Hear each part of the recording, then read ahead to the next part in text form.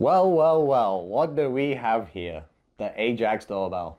I'm Connor from Mast, and what I'm going to go through is what you've seen on Harry's Hints, which you can find on our LinkedIn page, which goes through how to get the doorbell ringing through as phone call rather than notification. It's going to show you basic setup for the doorbell. So first thing you have to do is actually add the doorbell.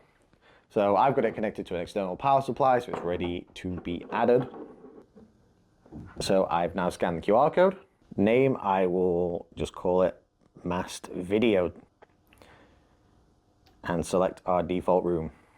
I've not had to enter the Wi-Fi settings because it has already been set up on the Wi-Fi, but it will go into an access point mode where it will let you select which Wi-Fi you want to go onto and also enter the password for that Wi-Fi at this point. So Mast Video, finish. Now that it is added to the space we have, which is already pre-made, it's just our test space that we have here. You do have to add it to a space. I go to our space settings.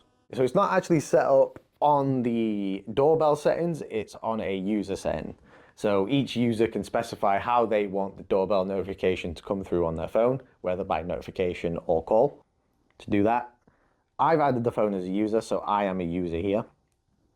This is my user settings, notification settings, and then you'll see the option for doorbell ringing. So at the minute, it's set to come through as a standard notification. So I am hoping that when I press this, I will receive a notification. There we go. Comes through, doorbell button pressed, Mast Video in room. Let's go back to the user settings now. Users, Connor, notification settings, doorbell ringing. You can have it as a critical alert, phone call, or standard notification. So I'm going to go for phone call and hit save. Go back to my space. And now you can see that it comes through as a phone call that I can answer or decline.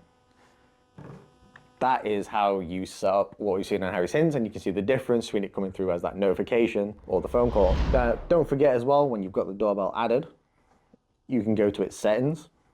Not just a doorbell, it can also do detection. So if you want to set up notifications from camera detector, which is the main unit, there's also a PIR. You can detect if a human, pet, or vehicle is notified. So in this scenario, I only have human or vehicle being detected. Can confirm detections with PIR sensor, which I won't do in this case. And also when to notify when someone is detected.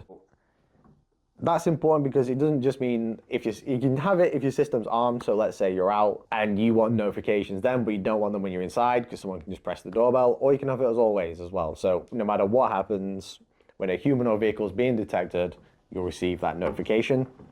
So you know someone's approaching the doorbell. Another handy tip you can get for the doorbell, you can set up a privacy zone. If you have a bit of the scene set up that you don't want motion or objects to be detected in, you can go to your privacy zones, and once the privacy zone is set over that area, there'll be no detection in that area.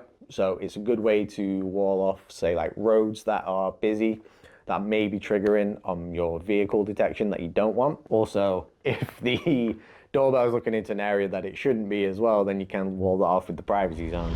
Stay tuned for Harry's Hints, because what I'll be doing is doing configuration videos alongside the hints. So whatever Harry goes through, I'll show you how to set that up next.